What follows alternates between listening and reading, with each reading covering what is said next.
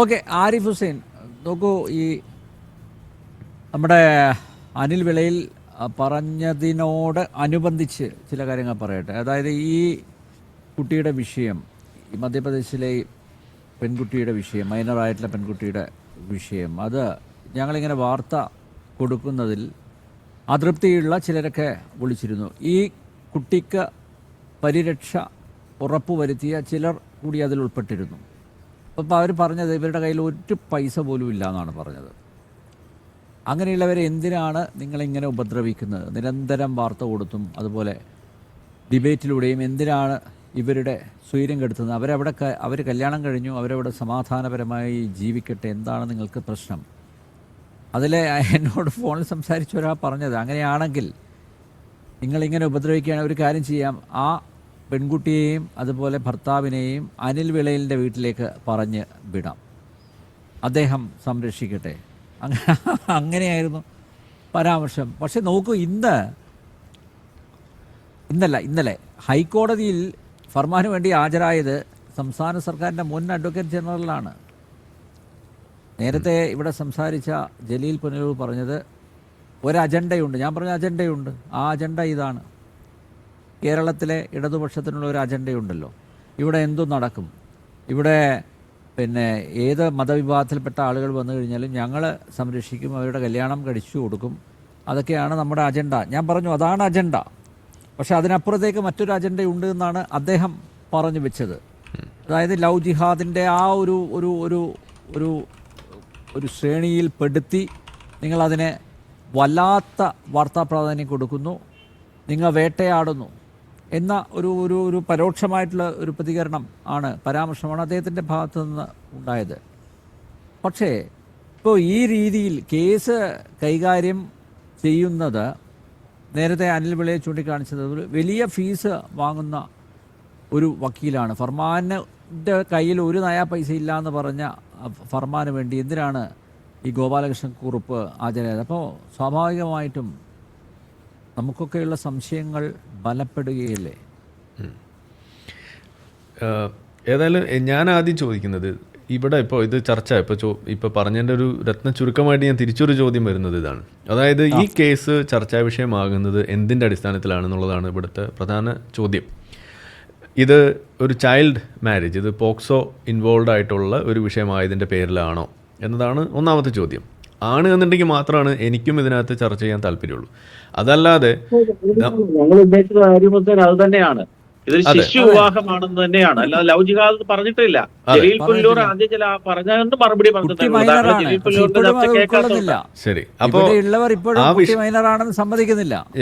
ആ വിഷയത്തിൽ തർക്കിക്കേണ്ട കാര്യം എന്താണെന്നുള്ളതാണ് എനിക്ക് മനസ്സിലാവാത്തത്. കാരണം ഒന്നാമത്തെ കാര്യം, മൈനർ ആണ് എന്ന ഒരു സംശയത്തിൻ്റെ പേരിൽ ഒരു കേസ് ഇവിടെ വന്നു കഴിയുമ്പോൾ, പ്രത്യേകിച്ച് ഇന്നത്തെ വിധിയിൽ നമ്മൾ കാണുന്നത് പോക്സോ കോടതിയാണ് അത് ജാമ്യം നിഷേധിക്കുന്നത് എന്ന് വരുമ്പോൾ, അവിടെ ആ ഏജ് അത് സംബന്ധിച്ചിട്ട് അവർക്ക് ബോധ്യപ്പെട്ടിട്ടില്ല, അതിൻ്റെ തെളിവ് അവിടെ വേണമെന്ന് പറയുന്നു. അതോടൊപ്പം തന്നെ കേരളത്തിൽ ആ കല്യാണം നടക്കുന്ന സമയത്ത് ഹാജരാക്കിയ പ്രായം സംബന്ധിച്ചിട്ടുള്ള രേഖ അത് ഫോർജ്ഡ് ആണ്, അത് കെട്ടിച്ചമച്ചതാണ്, അല്ലെങ്കിൽ അതുപോലെ ഒരു കള്ളരേഖയാണ് എന്നൊരു പരാതി കൂടി അവിടെ കിടക്കുമ്പോൾ അതൊരു വലിയൊരു കുറ്റം തന്നെയാണ്. ആ വിഷയത്തിൽ നമ്മൾ എന്തിനാണ് തർക്കിക്കുന്നത്? നമ്മൾ ഇവിടെ എന്താണ് വിയോജിപ്പ് എന്നുള്ളതാണ് എനിക്ക് മനസ്സിലാവാത്തത്. ആ വിയോജിപ്പ് വേണ്ടത് സത്യത്തിൽ ആർക്കാണ്? അത് ഫർമാൻ്റെ വക്കീലും അതുപോലെ തന്നെ സ്റ്റേറ്റും തമ്മിലുള്ളൊരു വിഷയമാണ്. അവിടെയാണ് സത്യത്തിൽ അതിൻ്റെ കാര്യങ്ങൾ അവിടെ നടക്കേണ്ടത്. അതിനപ്പുറത്തേക്ക് ഈ കല്യാണത്തിൻ്റെ വിഷയങ്ങളിൽ ലവ് ജിഹാദോ അതല്ലെങ്കിൽ കല്യാണം പൊട്ടിപ്പൊളിയുമോന്നോ ഇതുപോലുള്ള സാധനങ്ങളൊക്കെ ചർച്ച ചെയ്യാന്നൊക്കെ പറഞ്ഞു കഴിഞ്ഞാൽ അതിലൊന്നും ഒരു കഴമ്പില്ല എന്ന് മാത്രമല്ല, പ്രത്യേകിച്ച് എന്നെപ്പോലുള്ള ഒരാളോടൊക്കെ ചോദിക്കാൻ 2 കല്യാണം കഴിച്ച് അവിടെ മൂലയിലിരിക്കുന്ന ആളാണ് ഞാൻ. അപ്പോൾ അതുകൊണ്ട് അതിലൊന്നും ഒരു കഥയില്ല. കാരണം ഇതൊക്കെ വ്യക്തികൾ തമ്മിലുള്ള ബന്ധങ്ങൾ തമ്മിലുള്ള പ്രശ്നങ്ങൾ ഉണ്ടാകുമ്പോൾ സ്വാഭാവികമായിട്ടും അതിൻ്റേതായിട്ടുള്ള കാര്യങ്ങളിൽ അത് പോവും. പക്ഷേ തെളിവുകളുണ്ടെങ്കിൽ, പ്രത്യേകിച്ച് ഇപ്പോൾ കൺവേർഷൻ സംബന്ധിച്ചിട്ടോ അതല്ലെങ്കിൽ ഞാൻ ചില വാർത്തകൾ കണ്ടത് സിനിമയിൽ റോള് വാഗ്ദാനം ചെയ്തിട്ട് അതിൻ്റെ പേരിൽ ഒരു ചൂഷണത്തിൻ്റെ ഭാഗമാണ് എന്നുള്ള രീതിയിൽ വരെ കാണുന്നു.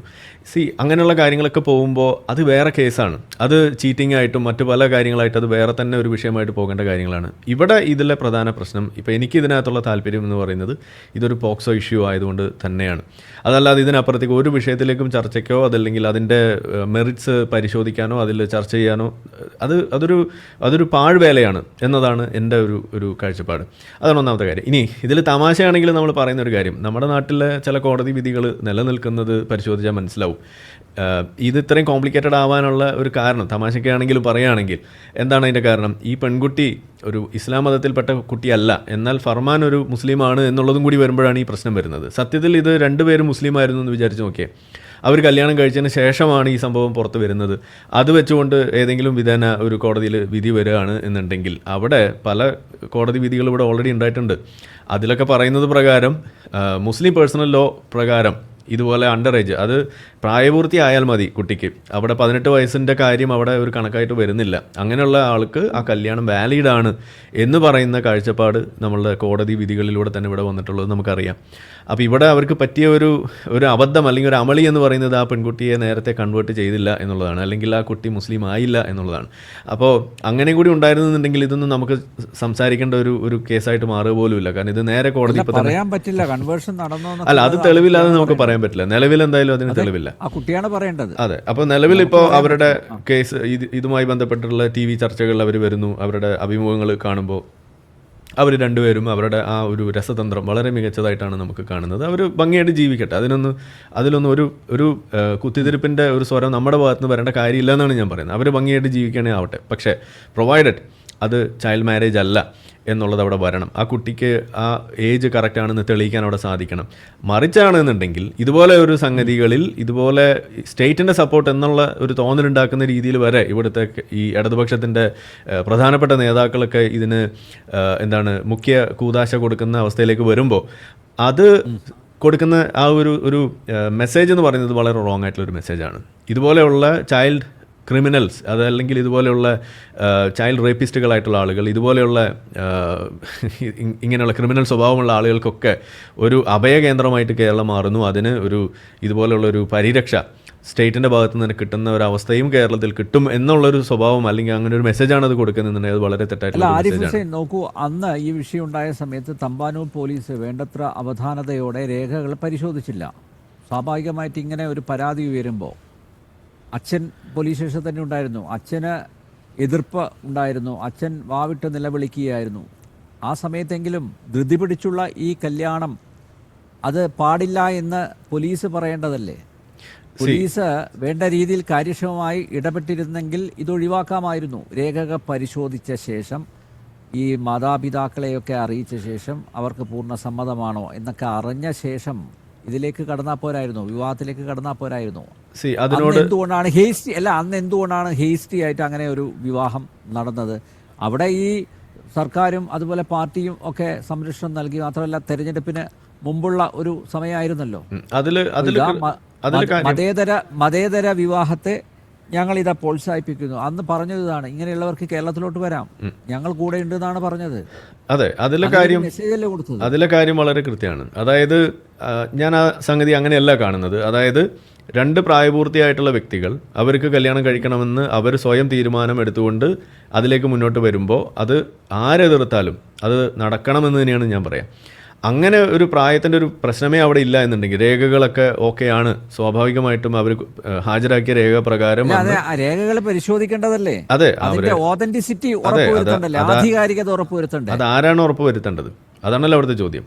അത് ഉറപ്പുവരുത്തേണ്ടത് പോലീസാണോ അതോ ഈ മാരേജ് രജിസ്റ്റർ ചെയ്യുന്ന ആളാണോ? അവരുടെ മുന്നിലേക്ക് അത് ഹാജരാക്കുന്ന സമയത്ത് അതിൽ രേഖാപ്രകാരം 18 ആണോ എന്ന് മാത്രമല്ലേ നോക്കേണ്ട കാര്യമുള്ളൂ. പിന്നെ അതിന് മുന്നിലേക്കുള്ള രേഖകളിൽ പ്രശ്നമുണ്ടോ എന്ന് തപ്പി നോക്കേണ്ട കാര്യമൊന്നും അവിടെ വരുന്നില്ലല്ലോ. ആ പോയിന്റിൽ എന്തായാലും വരുന്നില്ല. പരാതിയായിട്ട് പോകുമ്പോൾ മാത്രമാണ് പ്രശ്നം വരുന്നുള്ളൂ. അപ്പോൾ ഒരു കാര്യം അവിടെ ക്ലിയറാണ്. പ്രായപൂർത്തിയായ 2 വ്യക്തികൾക്ക് അങ്ങനെ കല്യാണം കഴിക്കാനുള്ള അവകാശമുള്ള ഒരു രാജ്യത്താണ് നമ്മൾ ജീവിക്കുന്നത് എന്ന് വരുമ്പോൾ അത് ഏത് മതത്തിൽപ്പെട്ടതായാലും അതിനെ അനുവദിക്കുക എന്നുള്ളത്, ആ അവകാശത്തെ സംരക്ഷിക്കുക എന്നുള്ളതാണ് സ്റ്റേറ്റിന്റെ ബാധ്യത. ചെറിയൊരു വിയോജിപ്പുണ്ട്. കാരണം എന്ന് വെച്ച് കഴിഞ്ഞാൽ അവിടെ അന്ന് തൻ്റെ മകളെ തട്ടിക്കൊണ്ടുപോയതാണെന്ന് ഒരു അച്ഛൻ പോലീസ് സ്റ്റേഷനിൽ വെച്ച് പോലീസുകാരോട് പറയുന്ന സമയത്തെങ്കിലും പരിശോധിക്കാനുള്ള ഉത്തരവാദിത്തം പോലീസിനുണ്ടല്ലോ, തമ്പാനൂർ പോലീസിനുണ്ടല്ലോ. എന്തുകൊണ്ടാ അതിൽ വീഴ്ച വരുത്തിയത്? അല്ല, അങ്ങനെയല്ലല്ലോ. 2 പ്രായപൂർത്തിയായ 2 പേർ വരുന്നു, അവർ രേഖകൾ ഹാജരാക്കുന്നു, ഒക്കെ ശരി, ഞാൻ സമ്മതിക്കുന്നു. പക്ഷെ അവിടെ ഒരു വലിയൊരു എതിർപ്പുണ്ട്. അച്ഛൻ അവിടെ വാവിട്ട് നിലവിളിക്കുകയാണ്, കരയുകയാണ്. അതെ, അത് മനസ്സിലാവുന്നു. ആ അച്ഛന്റെ വേദനയെങ്കിലും മനസ്സിലാക്കണമായിരുന്നല്ലോ. അങ്ങനെയല്ല, അതിനങ്ങനെ കാണാൻ കഴിയില്ല എന്നാണ് പറയാം. അച്ഛൻ എന്താ ചെയ്യേണ്ടത് സത്യത്തിൽ? അങ്ങനെ പോലീസ് സ്റ്റേഷനിൽ വന്നിട്ട് ഒച്ചമ്പാളം ഉണ്ടാക്കുകയോ അല്ലെങ്കിൽ തടയാൻ ശ്രമിക്കുകയോ അല്ല വേണ്ടത്. അച്ഛൻ ചെയ്യേണ്ടത് കോടതിയെ സമീപിക്കുക, കുട്ടിയെ കാണാനില്ലെന്നോ അല്ലെങ്കിൽ കസ്റ്റഡി വേണമെന്നോ അങ്ങനെയുള്ള കാര്യങ്ങളിൽ നിയമപരമായ വഴി കൂടെയാണ് പോകേണ്ടത്. അതല്ലാതെ പോലീസിനോട് പറഞ്ഞുകൊണ്ട് അവിടെ പോലീസിനെ നിർബന്ധിച്ചൊരു കാര്യം ചെയ്യിക്കുക, അതല്ല അതിൻ്റെ വഴി. നിയമപരമായ വഴിയിലൂടെ പോകണമായിരുന്നു. പാവപ്പെട്ട നിരക്ഷരായിട്ടുള്ള ഒരു ഒരു ഒരു പിതാവ്, അതിനോട് നമുക്ക് യോജിക്കാൻ കഴിയില്ല. എങ്ങനെയാണ് അദ്ദേഹത്തിന് എങ്ങനെയാണ് കോടതിയിലോട്ട് പോകാൻ പറ്റുന്നത്? അദ്ദേഹത്തിന് നിയമസഹായം കൊടുക്കും. ഇപ്പൊ അങ്ങനെ നിയമസഹായവുമായി ഞാൻ പറഞ്ഞുതരാം ആരെ കൊടുക്കണമെന്ന് ഞാൻ പറഞ്ഞുതരാം. ആരാ കൊടുക്കണമെന്ന് ഞാൻ പറഞ്ഞുതരാം. അനിൽ വിളയിന് കൊടുക്കാമായിരുന്നല്ലോ. അല്ല, ആക്കെ അറിയണ്ടേ? അതല്ല വേണ്ടത്. ഈ വന്ന പിതാവിന് അറിയണ്ടേ, ഈ പെൺകുട്ടിയുടെ പിതാവിന് അറിയണ്ടേ ഇങ്ങനെ അനിൽ വിളയിലുണ്ടോന്നോ അല്ലെങ്കിൽ ഇവിടെ അനിൽ നമ്പ്യാരുണ്ടോ എന്നൊക്കെ വേണമെങ്കിലും കൊടുക്കാലോ. സംരക്ഷണം പിതാവിന് അറിയണ്ടേ?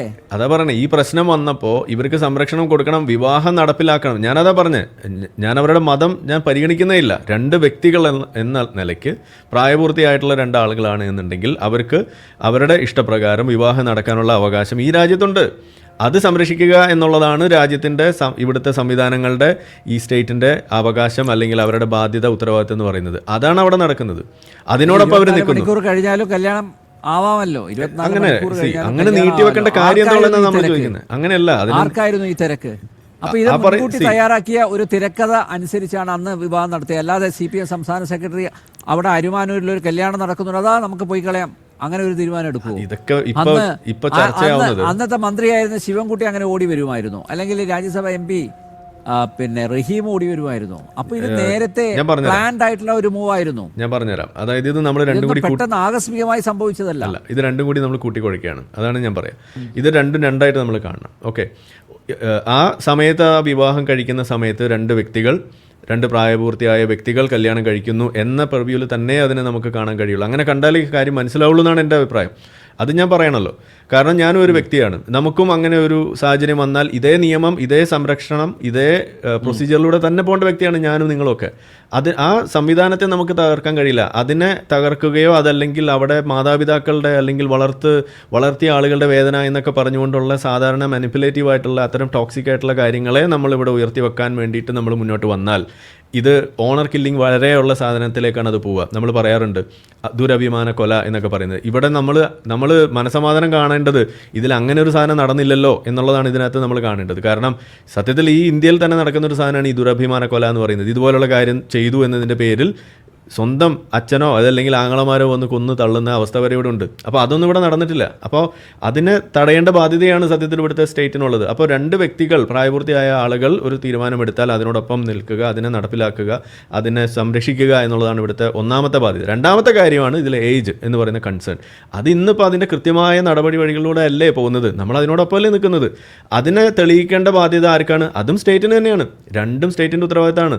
അപ്പോൾ ഇവിടെ സ്റ്റേറ്റിൻ്റെ ഭാഗത്ത് വന്നിട്ടുള്ള എറർ എന്താണ്, അല്ലെങ്കിൽ സ്റ്റേറ്റിൻ്റെ ഭാഗത്ത് വന്ന് വീഴ്ച എന്താണെന്ന് ചോദിച്ചു കഴിഞ്ഞാൽ, കള്ള സർട്ടിഫിക്കറ്റ് ഉണ്ടാക്കാൻ പാകത്തിനുള്ള ഒരു അവസരം ഇവിടെ ഒരുങ്ങിയോ, അതിനാരൊക്കെ കൂട്ടുനിന്നു, അവരെ ഇതിൻ്റെ മുന്നിലേക്ക് കൊണ്ടുവരണം. ഏജ് ഇതുപോലെ മാനിപ്പുലേറ്റ് ചെയ്യാൻ, അത് കള്ള ഒരു സർട്ടിഫിക്കറ്റ് ഉണ്ടാക്കിക്കൊണ്ട് പ്രായപൂർത്തിയായി എന്ന് തെളിയിക്കുന്ന ഒരു അവസ്ഥ വന്നാൽ അവിടെ പ്രശ്നമാണ്. അവിടെയാണ് നിങ്ങൾ ചോദിക്കുന്ന അല്ലെങ്കിൽ അനിൽ പറയുന്ന കാര്യങ്ങളൊക്കെ ഇവിടെ രണ്ട് അനിൽമാരും പറയുന്ന കാര്യങ്ങൾ ഇവിടെ കൂടുതൽ വ്യക്തമാകുന്നത്. അതെന്താണ്? അതായത് ആ ഫസ്റ്റ് ഇൻസ്റ്റൻസിൽ പ്രായപൂർത്തിയായ രണ്ട് വ്യക്തികൾ എന്നാണ് നമ്മൾ പറയുന്നത്.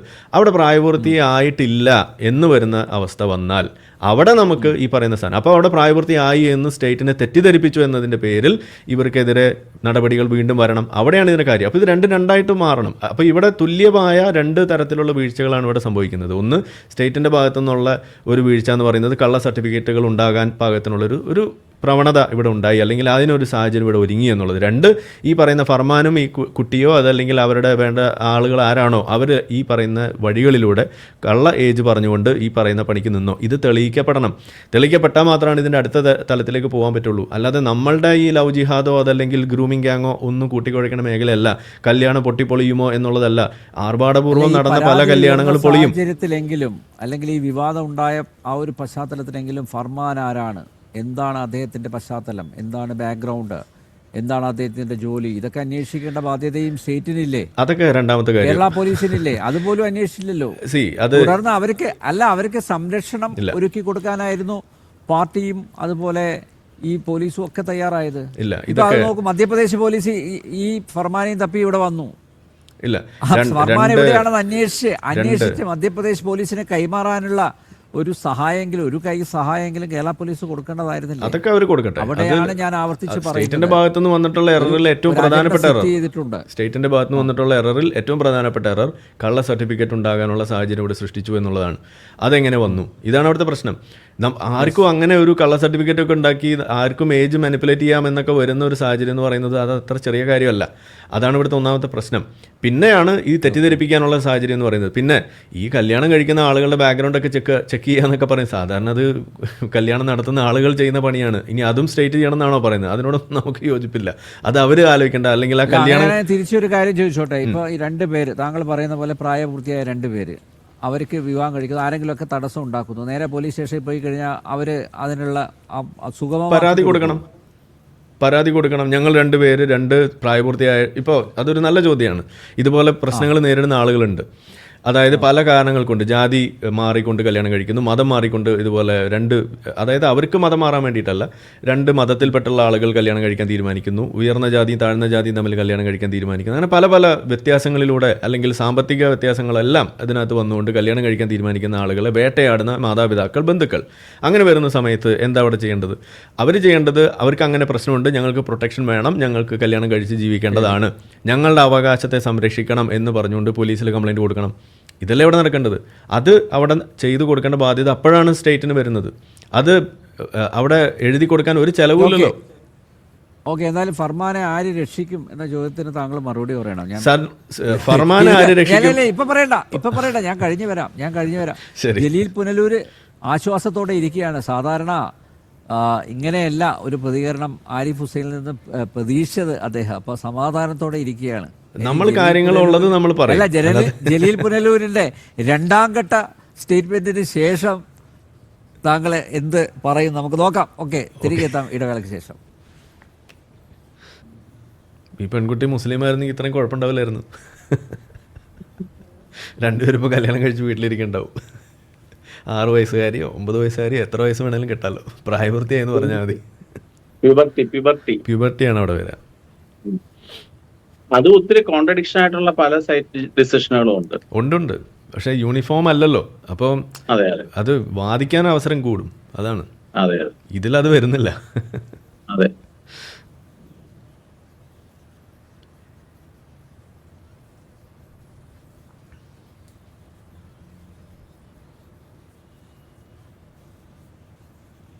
ഇതുപോലുള്ള ആളുകൾ അവരുടെ സ്വന്തം കുഴിയാണ് തോണ്ടുന്നത്. ഇവർ ഇനി ജെനുവിനായിട്ടുള്ള ഒരു കല്യാണമായിട്ട് വന്നാൽ പോലും ആരും സപ്പോർട്ട് ചെയ്യില്ല.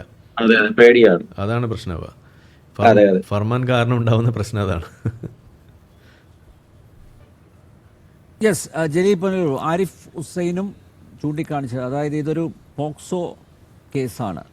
ഇപ്പോൾ മൈനർ ആണ് പെൺകുട്ടി. ആ രേഖകൾ അത് എന്തായാലും മധ്യപ്രദേശ് പോലീസും അതുപോലെ മധ്യപ്രദേശിലെ സംവിധാനങ്ങളൊക്കെ അത് അവധാനതയോടെ പരിശോധിച്ചു കാണുമല്ലോ. അതെല്ലാം ചെക്ക് ചെയ്തതിന് ശേഷമാണല്ലോ ആ കമ്മീഷൻ പോലും ഇവിടെ വന്നത്. അപ്പോൾ സ്വാഭാവികമായിട്ടും ഒരു പോക്സോ വിഷയമായതുകൊണ്ട് അതുകൂടി പരിശോധിക്കപ്പെടേണ്ടതല്ലേ? അതല്ല എന്നുള്ള ഒരു നിലപാടിലാണോ താങ്കൾ? അല്ല, അതിനെ സംബന്ധിച്ച് പറയുമ്പോഴേ ഈ ആദ്യമായിട്ട് നമ്മൾ ഈ കേരളം വിട്ട്, നാട് വിട്ട് പുറത്തുപോയി ലോകം കണ്ടാൽ നമ്മുടെ മനസ്സിന് വലിയ വികാസം ഉണ്ടാകും. അതിൻ്റെ ഒരു ഏറ്റവും വലിയ തെളിവാണെന്ന് തോന്നുന്നു ശ്രീ ആരിഫ് ഹുസൈൻ വളരെ പാകതയോടെയാണ് സംസാരിക്കുന്നത്. എനിക്ക് അത്ഭുതം ആണ് തോന്നിയത് താങ്കൾ പറഞ്ഞതുപോലെ. കാരണം അദ്ദേഹം ഇസ്രയേലിലൂടെയൊക്കെ ഈയിടയ്ക്ക് കറങ്ങാൻ പോയിരുന്നു. ഒക്കെ കറങ്ങിയിട്ട് വന്നപ്പോൾ ഇടയ്ക്കിടയ്ക്ക് പോകുന്നതാണ്. താങ്കൾ എന്തെല്ലാം ചോദിച്ചിട്ടും എനിക്ക് മറുപടി പറയേണ്ടി വരുന്നില്ല. കാരണം എൻ്റെ ഭാഗം കൂടി അദ്ദേഹമാണ് പറഞ്ഞിരിക്കുന്നത്. കാരണം ഈ ചർച്ച പോലും ഒരു കുത്തിത്തിരിപ്പാണ്. ഇത്തരം ചർച്ചകൾക്കൊന്നും യാതൊരു പ്രാധാന്യവും ഇല്ല. അത് 2 കുട്ടികൾ, ആ അഭിപ്രായത്തോട് ഞാൻ പൂർണ്ണമായിട്ടും യോജിക്കേണ്ടി വരികയാണ്. ആ ഒരൊറ്റ കാര്യത്തിലേ ഉള്ളൂ ഞാനും അനിൽ നമ്പ്യാർ സാറും യോജിക്കേണ്ടി വരുന്നത്. കാരണം ഈ തമ്പാനൂർ പോലീസ് ഈ വിഷയത്തിൽ ഒരു ജാഗ്രത പുലർത്തണമെന്ന് വ്യക്തിപരമായി എനിക്കൊരു അഭിപ്രായമുണ്ട്. താങ്കളുടെ അഭിപ്രായത്തോട് ഞാൻ പൂർണ്ണമായി യോജിക്കുക. കാരണം മധ്യപ്രദേശ് പോലുള്ള ഒരു അന്യ സംസ്ഥാനത്ത് നിന്ന് ഒരു പെൺകുട്ടി അച്ഛൻ അവിടെ വന്ന് പരാതി കൊടുക്കുമ്പോൾ അതിൻ്റെ മെറിറ്റ് ഒന്ന് പരിശോധിച്ച് ആ വിവാഹം കുറച്ച് ദിവസം ഒന്ന് മാറ്റിവെക്കുകയോ ഒരു അന്വേഷണം നടത്തുകയൊക്കെ ചെയ്യേണ്ടിയിരുന്നു എന്ന് വ്യക്തിപരമായി, അതെൻ്റെ വ്യക്തിപരമായ ഒരു അഭിപ്രായമാണ്.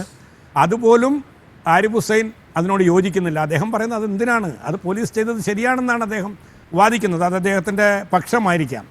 പിന്നെ ഈ അനിൽ ബ്ലെയിൽ സാർ പറയുന്നത് ഇത് അഡ്വക്കേറ്റ് ഗോപാലകൃഷ്ണ കുറുപ്പോ മറ്റോ നേരത്തെ പിണറായി വിജയൻ്റെ വക്കീൽ പണിയൊക്കെ എടുത്തിട്ടുള്ള AG ആയിട്ടൊക്കെ ഇരുന്ന ആൾ ഈ കേസ് എന്തിനാണ് ഏറ്റെടുത്തതെന്ന്. താങ്കളെപ്പോലെ 10 ദീർഘകാലം ദശാബ്ദങ്ങൾ നിയമവ്യവസ്ഥയുമായി ബന്ധപ്പെട്ട് പ്രവർത്തിച്ചിട്ടുള്ള ഒരാളിൽ നിന്ന് ഇങ്ങനെയൊന്നും വരരുത്. വക്കീലന്മാർ ഓരോരുത്തരുടെയും കക്ഷികളുടെ വക്കാലത്ത് ഏറ്റെടുക്കുന്നത് താങ്കൾ VHPയുടെ മാത്രം വക്കാലത്ത് ഏറ്റെടുക്കുന്നു ബോർഡ് വെച്ചിട്ടുണ്ടോ അവിടെ? അതല്ല അദ്ദേഹം പറഞ്ഞതിൻ്റെ ആ ഒരു എന്താണ് അത് ഉദ്ദേശിച്ചതെന്ന് ഞാൻ പറയാം. അതായത് ഈ Gopalakrishna Kurup he's A senior lawyer. അദ്ദേഹത്തിന് ഒരു സിറ്റിങ്ങിന് അല്ലെങ്കിൽ ഒരു അപ്പിയറൻസിന് അദ്ദേഹത്തിന് വലിയ പൈസ കൊടുക്കണം. ഫർമാൻ ആണെങ്കിൽ ദരിദ്രനാണ് ജലീൽ സാഹിബ്. അപ്പോൾ ഈ ദരിദ്രനായ ഫർമാൻ എങ്ങനെ ഗോപാലകൃഷ്ണക്കുറുപ്പിന് ഇത്രയും വലിയ തുക കൊടുക്കും ഫീസായി? അല്ല, ഫർമാൻ ദരിദ്രനാണെന്ന് നമ്മൾ പറഞ്ഞാൽ മതിയോ? അദ്ദേഹം ഒരു കലാകാരനാണ്. എൻ്റെ അറിവിൽ അദ്ദേഹം ഫർമാൻ പറഞ്ഞതാണ്. അല്ല, അത് തന്നെ, അദ്ദേഹം ദരിദ്രനാണ്. ആ ദരിദ്രനും ഒരു പക്ഷേ വലിയ തുക കൊടുത്ത് വക്കീലിനെ വെക്കേണ്ടി വരും. നമുക്കറിയാം, നേരത്തെ അദ്ദേഹം പറഞ്ഞതുപോലെ അഖില ഹാദിയയുടെ വിഷയം ഇവിടെ വന്നപ്പോൾ അന്നും കപിൽ സിബലാണ് കേസ് വാദിച്ചത്. അത് അഖിലയ്ക്ക് വേണ്ടിയാണ്. മറുഭാഗത്തിനു വേണ്ടി അച്ഛനു വേണ്ടിയും സമാനമായ വക്കീലാണ് പോയത്. അത് സുപ്രീം കോടതിയിലൊക്കെ ഒരു കേസ് പോകുമ്പോൾ സ്വാഭാവികമായിട്ടും അത്തരത്തിൽ അവനവന്റെ ഭാഗം വിജയിക്കുവാൻ വേണ്ടി വക്കീലന്മാരെ, അതും ഉയർന്ന തുക കൊടുക്കുന്ന പിരിവ് നടന്നില്ലേ? അല്ല, പിരിവ് സ്വാഭാവികമായിട്ടും പോപ്പുലർ ഫണ്ട് ചെയ്ത് കാണും. അതിനോടൊന്നും എനിക്ക് യോജിപ്പില്ല. പിന്നെ അതിലൊരു വസ്തുതാ വിരുദ്ധതയുണ്ട് അനിൽ ബ്ലെയിൽ സാർ പറഞ്ഞതിൽ. ആ കുട്ടി ലവ് ജിഹാദിൻ്റെ ഇരയായിട്ട് പ്രണയത്തിന് വേണ്ടി ഇസ്ലാം മതത്തിൽ വന്നു എന്ന് താങ്കൾ പറഞ്ഞത് തെറ്റിദ്ധാരണയാണ്. അങ്ങനെയല്ല. അതിൻ്റെ വസ്തുത ഞാൻ പറഞ്ഞുതരാം. ആ കുട്ടി ഒരു ഹോമിയോ കോളേജിൽ സേലത്ത് പഠിച്ചുകൊണ്ടിരിക്കുമ്പോൾ ആ സഹപാഠികളായ പെൺകുട്ടികളുമായിട്ടുള്ള സഹവർത്തിത്വത്തിൻ്റെ അടിസ്ഥാനത്തിൽ ഇസ്ലാം ശരിയെന്ന് തോന്നി അദ്ദേഹം ഇസ്ലാം മതം സ്വീകരിച്ചു. അതിനുശേഷം ഒരു വരനെ പത്രപരസ്യം കൊടുത്തതിൻ്റെ അടിസ്ഥാനത്തിലാണ് ഇതിലേക്ക് വന്നത്. പക്ഷേ അതൊരു വലിയ വിവാദമാകുകയും ഒരു വിവാഹം കഴിച്ചു, അതിനെ ഒഴിഞ്ഞു, മറ്റൊരു വിവാഹത്തിലേക്കൊന്നും പോയതിനോട് വ്യക്തിപരമായി എനിക്ക് അതൊക്കെ സമുദായം ഒരുപാട്. ശ്രീ ജലീല് എല്ലായിടത്തും ഇപ്പോൾ കേരള സ്റ്റോറി നോക്കിക്കഴിഞ്ഞാൽ എല്ലായിടത്തും ഇതുപോലെ ഈ സഹപാഠികളായിട്ടുള്ള വിദ്യാർത്ഥിനികൾ തന്നെയാണ് ഇടനിലക്കാരാവുന്നത്. അതാണ് ആ ഒരു റൂട്ട്. അതാണ്. അല്ല, സഹപാഠികൾ ഒരു ആശയത്തെ സംബന്ധിച്ച്, ഒരു ഐഡിയോളജിയെ സംബന്ധിച്ച് മറ്റൊരാൾക്ക് ആശയം പങ്കിടുമ്പോൾ ഉടൻ തന്നെ ആശയത്തെ പുൽകേണ്ടി വരുന്നത് എന്തുകൊണ്ടാണ്? അവരുടെ ബലഹീനതയല്ലേ? ഇപ്പോൾ ഞാനും താങ്കളുമായിട്ട് സഹകരിക്കുന്നു, സംസാരിക്കുന്നു. താങ്കൾ പറയുന്ന എല്ലാ ആശയങ്ങളോടും ഞാനങ്ങ് യോജിക്കണമെന്നുണ്ടോ? എനിക്ക് എൻ്റെ വിശ്വാസമല്ലേ. എന്നെയും താങ്കളെയും പോലെ ആവണമെന്നില്ലല്ലോ. അല്ല, അവരെന്തായാലും പണം സ്വീകരിച്ചിട്ടല്ല. ആശയം പ്രചരിപ്പിക്കട്ടെ. ആ ആശയത്തിൽ എന്തെങ്കിലും സത്ത ഉണ്ട് എന്ന് തോന്നുന്നെങ്കിൽ ആ ആശയത്തെ ആരെങ്കിലും ഉൾക്കൊള്ളട്ടെ. ഞാൻ പലപ്പോഴും പറയുന്നുണ്ടല്ലോ, അങ്ങനെ ഏതെങ്കിലും ഒരു അഖില ഒരാശയം ഇഷ്ടപ്പെട്ട് മറ്റൊന്നിലേക്ക് പോയത് കൊണ്ട് തകർന്നു പോകുന്നതാണോ ഈ ലോകത്തെ ഹിന്ദുമത വിശ്വാസം? എനിക്കങ്ങനെ തോന്നുന്നില്ല. കാരണം ഉള്ള ഹിന്ദുക്കൾ തന്നെ ഹിന്ദുക്കളായാൽ മതി, ആരെങ്കിലും പോകട്ടെന്നേ. അല്ല ശ്രീ ജലീൽ പുനലൂർ, ഇപ്പോൾ അഖില ഹാദിയ ആയി, അതൊരൊറ്റപ്പെട്ട സംഭവം. നാളെ വേറെ ആരെങ്കിലും ഈ നിമിഷ ഫാത്തിമയായി മാറുന്നു, അതും ഒറ്റപ്പെട്ട സംഭവം. ഇങ്ങനെയുള്ള ഒരുപാട് ഒറ്റപ്പെട്ട സംഭവങ്ങൾ വരുമ്പോഴാണല്ലോ കൂടുതൽ കേസുകൾ വരുന്നത്. അപ്പോൾ അതും ഒരു ഓപ്പറേഷൻ്റെ ഭാഗമായിട്ടല്ലേ കാണേണ്ടത്? ഇത്തരത്തിൽ പ്രലോഭിപ്പിച്ച് പ്രണയം നടിച്ച് നിർബന്ധിത മതപരിവർത്തനത്തിന് വിധേയമാക്കി അങ്ങനെ ഒരു സംവിധാനം നടക്കുന്നു. അതെന്താ താങ്കൾ മനസ്സിലാക്കാത്തത്? ഇപ്പോൾ ഒരാൾ ഒരു ഇൻഡിവിജ്വൽ എന്നുള്ള നിലയിലല്ലോ, എത്ര കേസുകളുണ്ട് നമ്മുടെ മുന്നിൽ. അത് മാത്രമല്ല, എന്തുകൊണ്ട് ഒരു സമൂഹത്തെ മാത്രം ലക്ഷ്യമാക്കി ഇങ്ങനെ ആശയമുള്ളവർ മുന്നോട്ട് നീങ്ങുന്നു? സ്വന്തം മതത്തിൽ അത് കാണുന്നില്ലല്ലോ.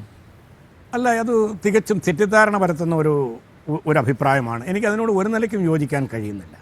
കാരണം ഈ മതം മാറിയിട്ടുള്ള ഈ അഖില അടക്കമുള്ള കുട്ടികൾ പ്രൊഫഷണലുകളാണ്, ഉയർന്ന വിദ്യാഭ്യാസമുള്ളവരാണ്.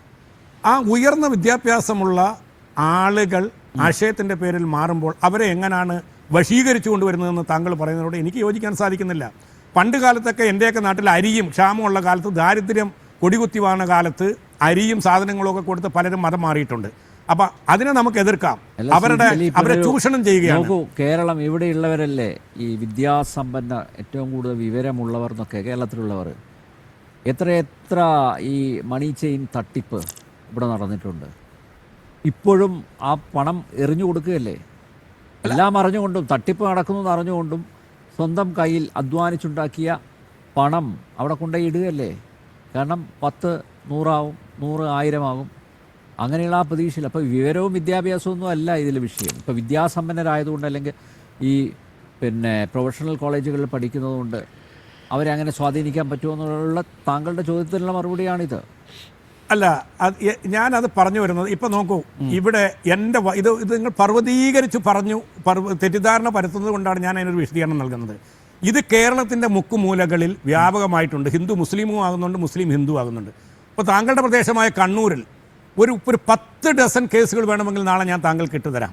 നല്ല സുന്ദരികളായ തട്ടമിട്ട ഗൾഫ് പ്രവാസികളുടെ മക്കൾ 10-20 വയസ്സുള്ള നിർബന്ധിച്ച് അല്ലല്ല, അവർ വിവാഹം കഴിക്കുന്നു. എവിടെ പോയിരുന്നു വിവാഹം കഴിക്കുന്നത്? അമ്പലത്തിൽ പോയി കുറി ചാർത്തി വർണ്ണമാല്യം ചാർത്തുന്നു. ഇവിടെ ഒരാളും അതിനെ എതിർത്തിട്ടില്ല. കാരണം ആ പെൺകുട്ടിക്ക് അതാണ് ഇഷ്ടമെങ്കിൽ അത് പോകട്ടെ. പക്ഷെ അവിടെയും ഒരു പിതാവിന്റെ വേദനയ്ക്കൊപ്പമായിരിക്കും. ഈ പറഞ്ഞ കേസുകളിലൊക്കെ അതിനുശേഷം ഈ പെൺകുട്ടിയുടെ പേര് മാറ്റുന്നുണ്ടോ? പേര് മാറ്റുന്നുണ്ട്. അവർ പിന്നെ ഹിന്ദു മതവിശ്വാസം. ഞാൻ താങ്കളെ വെല്ലുവിളിക്കുന്നു.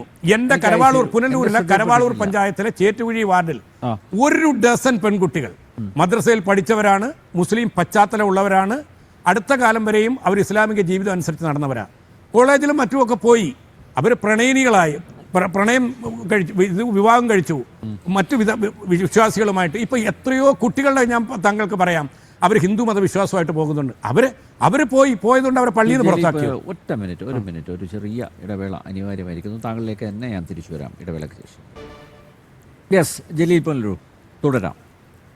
തീർച്ചയായിട്ടും. അപ്പോൾ നമ്മളെ സംബന്ധിച്ച് ഈ ഒരു ആധുനിക കാലഘട്ടത്തെ തലമുറ, എൻ്റെയോ താങ്കളുടെയോ അല്ല, ഈ പുതിയ തലമുറ അവരഭിലഷിക്കുന്നതും ആഗ്രഹിക്കുന്നതും ഈ മതവും അല്ലെങ്കിൽ മതപരമായ ചുറ്റുപാടും ഒന്നും ചർച്ച ചെയ്യാനല്ല. അവർ ആഗ്രഹിക്കുന്നത് വിദ്യാഭ്യാസത്തെക്കുറിച്ച് ചർച്ച ചെയ്യാനാണ്. അവരാഗ്രഹിക്കുന്നത് വികസനത്തെക്കുറിച്ച് ചർച്ച ചെയ്യാനാണ്. ഇത്തരം ചർച്ചകളിലേക്ക് നമ്മൾ പോകുന്നതിന് പകരം ഇപ്പം അനിൽ വിളയിൽ സാറിനോട് എനിക്ക് പറയാനുള്ളത്, താങ്കൾ ഒരു 3-4 നൂറ്റാണ്ട് പിറകിലേക്കാണ് പോകുന്നത്. താങ്കളെപ്പോലെ ഉയർന്ന വിദ്യാഭ്യാസമുള്ള ഒരാൾ, ഇത്രയും എക്സ്പീരിയൻസ് ഉള്ള ഒരാൾ VHPയെ പോലെയുള്ള ഒരു സംവിധാനത്തെ കൊണ്ടുപോകുന്നത് ഒരു സമൂഹത്തെ നൂറ്റാണ്ടുകൾ പിറകിലേക്കാണ്. AKGയുടെ ചെറുമകൾ പർദ്ദ ഇട്ടത് എന്തോ വലിയ സംഭവമായിട്ടാണ്. ഞാൻ താങ്കൾക്ക് അങ്ങോട്ട് പറഞ്ഞുതരാം. കമല സുരയ്യ അതിനേക്കാൾ വലുതൊന്നും അല്ലല്ലോ AKGയുടെ ചെറുമകൾ. അവർ തന്നെ പർദ്ദയിട്ടു. അവരെ ഈ പാളയം പള്ളിയിലാണ്. അത് അവരുടെ വിശ്വാസം. അവരെ പ്രലോഭിപ്പിച്ചിട്ടാണ്, അവരെ പ്രണയിച്ചിട്ടാണ്. അവർക്ക് ഇസ്ലാം എന്താ പറഞ്ഞത്? ഒന്നും പറഞ്ഞിട്ടില്ല. അതിനുശേഷം VHP അടക്കമുള്ള സംവിധാനങ്ങൾ മരിച്ചുപോയവർ പിന്നെ തിരിച്ചു വന്ന് തിരുത്താൻ ഒക്കില്ലല്ലോ. മരിച്ചുപോയവർ തിനിയിപ്പോ കമലാ സുരയ്യ അത് പറഞ്ഞു. ഇത് അവര് ജീവിച്ചിരുന്ന കാലം അങ്ങനെ ചതിക്കപ്പെട്ടു എന്ന് കമലയാ സുരയ്യയ്ക്ക് ബോധ്യമുണ്ടായിരുന്നുവെങ്കിൽ ആ നിമിഷം അവർക്ക് അവരുടെ വിശ്വാസം ഉപേക്ഷിച്ചുകൊണ്ടും പഴയ വിശ്വാസത്തിലേക്ക് പോകാൻ ഒരു തടസ്സമില്ലായിരുന്നു. ഇതൊക്കെ അവർ മരിച്ചു കഴിഞ്ഞപ്പോൾ കെട്ടുകഥകൾ നിർമ്മിച്ചുകൊണ്ട് ഇങ്ങനെ അജണ്ടകൾ നിർമ്മിക്കാൻ വേണ്ടിയുള്ള ഓരോ ഇടപാടുകൾ എന്നുള്ളതിനപ്പുറം ഇതിലൊന്നും യാതൊരു അടിസ്ഥാനവും ഞാൻ കാണുന്നില്ല. ഒരു നിമിഷം, നമ്മുടെ ആരിഫ് ഹുസൈൻ എന്തോ പറയാനുണ്ട്. കൈവിരൽ ഉയർത്തി ക്ഷമിക്കണം ജലീൽ സാർ. ഇവിടെയാണ് നമ്മളുടെ പ്രശ്നം വരുന്നത്. 2 കാര്യങ്ങളാണ്. അതായത് കമലാ സുരയ്യ ഓപ്പണായിട്ട് പറഞ്ഞിട്ടുണ്ട്, പുസ്തകത്തിൽ എഴുതി വെച്ചിട്ടുണ്ട്. അത് ജലീൽ കണ്ടിട്ടില്ല. അപ്പോൾ അതുകൊണ്ട് ഇത് ചതിക്കപ്പെട്ടിരുന്നു. പിന്നെ മതം ഉപേക്ഷിക്കാമായിരുന്നു. കമലാ സുരയ്യ ജീവിച്ച കാലം ഏതാണെന്നൊന്ന് ഓർക്കണം. ഒരു ഇസ്ലാമിലേക്ക് വന്നിട്ട് മതം ഉപേക്ഷിച്ചാൽ ഉണ്ടാകുന്ന പ്രശ്നങ്ങളും അതുപോലുള്ള കാര്യങ്ങളും വേട്ടയാടിയതുകൊണ്ടും മറ്റ് പല പ്രശ്നങ്ങളും അത് ചതിക്കപ്പെട്ടു എന്ന തോന്നൽ തന്നെ ആള് വളരെയധികം ഡെസ്പറേറ്റ് ആയിട്ടാണ് ഇരിക്കുന്നത്. അത് സംബന്ധിച്ചിട്ടുള്ള വിശദമായ കാര്യങ്ങൾ പറഞ്ഞിട്ടുള്ള വ്യക്തി നമ്മൾ AP അഹമ്മദിനെ പോലുള്ള ആളുകൾ കൃത്യമായിട്ട് പറഞ്ഞു വെച്ചതും എഴുതി വെച്ചതും നിങ്ങൾക്ക് വേണമെങ്കിൽ പോയി വായിക്കാം. സന്തത സഹചാരികളായിട്ടുള്ള ആളുകളോട് ഞാൻ പോലും സംസാരിച്ചിട്ടുണ്ട്. അപ്പോൾ അതവിടെ ഉള്ളപ്പോൾ നിങ്ങളുടെ ഒരു വിഷ്വൽ തിങ്കിങ്ങിനെ സാധൂകരിക്കാൻ വേണ്ടിയിട്ട് കമലാ സുരയ്യ എല്ലാം വളരെ ഭംഗിയായിട്ടാണ് കൊണ്ട് നടന്നിരുന്നത്. അവർ മതം മാറാതെ മരിച്ചു എന്നുള്ളത് ആണ് നിങ്ങളുടെ ടെസ്റ്റിമണി എന്നുണ്ടെങ്കിൽ, നിങ്ങൾ എടുക്കുന്ന ടെസ്റ്റിമണി എന്നുണ്ടെങ്കിൽ അത് തെറ്റാണ്. അങ്ങനെയല്ല, അവർ ചതിക്കപ്പെട്ടു, വഞ്ചിക്കപ്പെട്ടു എന്ന് പച്ചയ്ക്ക് പറഞ്ഞിട്ടുള്ള ആളാണ്. അതവിടെ ഉണ്ട്. അത് ഒന്നാമത്തെ കാര്യം. പിന്നെ ഞാനിപ്പോൾ വീണ്ടും ചോദിക്കുന്നു, ഇവിടെ ആവർത്തിച്ച് മറ്റു മതത്തിലേക്ക് പോയതോ അതൊക്കെ ഇവിടെ പറയേണ്ട കാര്യം എന്താ ഉള്ളതെന്നാണ് ഞാൻ ചോദിക്കുന്നത്. അതല്ലല്ലോ ഇവിടുത്തെ വിഷയം. പോലീസിൻ്റെ ഡ്യൂട്ടി, ഞാൻ ഇപ്പോഴും ഒരേപോലെ പറയുന്നു, പോലീസിൻ്റെ ഡ്യൂട്ടി എന്ന് പറയുന്നത് ഇൻഡിവിജ്വൽ റൈറ്റ്സിനെ സപ്പോർട്ട് ചെയ്യുക, പ്രൊട്ടക്റ്റ് ചെയ്യുക എന്നുള്ളതാണ്. അവർക്ക് പ്രശ്നമുണ്ടെങ്കിൽ അവരോടൊപ്പം നിൽക്കുക എന്നുള്ളതാണ്. പ്രൊവൈഡഡ് അവർ കൊടുത്ത എല്ലാ കാര്യങ്ങളും വാലിഡാണ്, ലീഗലി ഫുൾ പ്രൂഫ് ആണ് എന്നുണ്ടെങ്കിൽ അവരുടെ റൈറ്റ്സ് പ്രൊട്ടക്റ്റ് ചെയ്യുക. അല്ലാതെ പാരൻസിൻ്റെ വിശ്വാസത്തെയോ അല്ലെങ്കിൽ അവരുടെ ബ്ലാക്ക് മെയിലിങ്ങിനോ ഒപ്പം കൂടെ നിൽക്കുക എന്നുള്ളതല്ല പോലീസിൻ്റെ ഡ്യൂട്ടി. അതുകൊണ്ട് തന്നെയാണ് തമ്പാനൂർ പോലീസ് ചെയ്തത് ശരിയാണെന്ന് ഞാൻ ഇപ്പോഴും വാദിക്കുന്നത്. പക്ഷേ പക്ഷേ ഇനി താങ്കൾക്കൊന്ന് മറുപടി ഒരു പറഞ്ഞോട്ടെ. സെക്കൻഡ് അല്ല, ഞാൻ സംസാരിച്ചോണ്ടിരിക്കുമ്പോഴാ താങ്കൾ വിരൽ പൊക്കിയത്. ഞാനിപ്പോ കഴിയും മറന്നുപോകും. ഇപ്പൊ കഴിയും.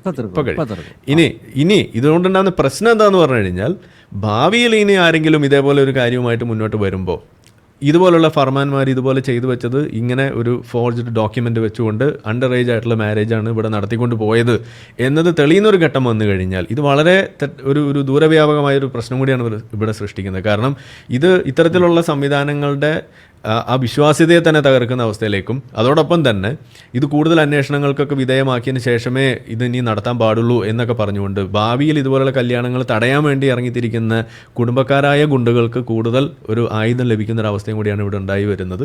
അത് ഇതുപോലുള്ള വിവാഹങ്ങൾക്കും കൂടി വലിയ തടസ്സമായിട്ട് മാറുകയാണ് ചെയ്യുക. ഇൻഡിവിജ്വൽ റൈറ്റ്സിനുള്ള ആ ഒരു ലിബർട്ടി ഇവിടെ നഷ്ടപ്പെടുകയാണ് ചെയ്യുക. ഓക്കെ, ജലീൽ പൊന്നൽ, നോക്കൂ, നമ്മൾ ഉത്തരവാദിത്തപ്പെട്ട ഒരു മീഡിയയിലാണ് സംസാരിക്കുന്നത്. തീർച്ചയായും തെറ്റിദ്ധാരണ പരത്താൻ വസ്തുതാവിരുദ്ധമായ കാര്യങ്ങൾ പലപ്പോഴും അവിടെയും ഇവിടെയും തൊടാതെ താങ്കൾ പറയാറുണ്ട്. എല്ലാ ബഹുമാനവും നിലനിർത്തിക്കൊണ്ട് ഞാൻ ചോദിക്കുന്നു, കമല സുരയ്യ ചതിക്കപ്പെട്ടു എന്ന് വ്യക്തമായൊരു തെളിവുണ്ടെങ്കിൽ താങ്കൾ അത് ഹാജരാക്കണം. അവിടുത്തെ അഹമ്മദ് പറഞ്ഞു, ഇവിടുത്തെ മുഹമ്മദ് പറഞ്ഞു, അങ്ങനെ പറഞ്ഞു എന്ന് താങ്കൾ പലപ്പോഴും പല വിഷയത്തിലും പറയുന്നുണ്ട്. അല്ല, എഴുതി വെച്ചതൊന്ന് ഒന്ന് കാണണം. ഞാൻ കണ്ടിട്ടില്ല അങ്ങനെ ഒന്ന്. കേരളത്തിലെ പൊതുസമൂഹം കണ്ടിട്ടില്ല. ഇല്ലല്ല, മറ്റൊന്നും പാളയംപള്ളിയിൽ അവർ അടക്കം ചെയ്യില്ലല്ലോ. അങ്ങനെ ഉണ്ടെങ്കിൽ ഈ നഗരഹൃദയത്തിലെ പാളയം പള്ളിയിലെ ഇസ്ലാം മത വിശ്വാസ ചതിക്കപ്പെട്ട ഒരു സ്ത്രീയെ അവിടെ അടക്കം ചെയ്യാൻ പാടില്ലല്ലോ. അങ്ങനെ ഉണ്ടെങ്കിൽ അത് അന്വേഷിക്കണമല്ലോ. ഞാൻ ഉത്തരവാദിത്തപ്പെട്ട ഒരു പൊതുപ്രവർത്തകൻ എന്നുള്ള ചോദിക്കുകയാണ്. അതുപോലെ തന്നെ ആരിഫ് ഹുസൈൻ സാർ കഴിഞ്ഞ ഒരു ചർച്ചയിലൂടെ പറഞ്ഞിട്ടുണ്ട്, അജ്മൽ കസബിന്റെ മയ്യത്ത് നിസ്കാരം കേരളത്തിലെ പള്ളികളിൽ നടത്തിയിട്ടുണ്ടെന്ന്. ഞാൻ ഉത്തരവാദിത്തപ്പെട്ട ഒരു മീഡിയയിൽ അദ്ദേഹത്തിന്റെ ഫേസ്ബുക്കിലോ വാട്സപ്പിലോ പറഞ്ഞാൽ അത് പ്രശ്നമൊന്നുമില്ല. ജനം ടി വി പോലുള്ള ഒരു ചർച്ചയിൽ പണ്ടും അദ്ദേഹം പറഞ്ഞിട്ടുണ്ട്. അത് തെളിയിക്കണ്ടേ? രാജ്യത്തിനെതിരെ യുദ്ധം നടത്തിയ ഒരു തീവ്രവാദിക്ക് വേണ്ടി കേരളത്തിലെ പള്ളികളിൽ ഏതെങ്കിലും ഒരു പള്ളിയിലെ ഇമാമ് നടത്തിയിട്ടുണ്ടെങ്കിൽ ആധികാരികതമായിട്ട് അദ്ദേഹം പറഞ്ഞാൽ ആ പള്ളിക്കും അത് നടത്തിയ ഇമാമിനുമെതിരായിട്ട് ഞാൻ കേസിന് പോകും. തെളിവ് തരാൻ തയ്യാറുണ്ടോ? ടൈംസ് ഓഫ് ഇന്ത്യ ഞാൻ വായിച്ചുതരാം. ടൈംസ് ഓഫ് ഇന്ത്യ പറയുന്നത്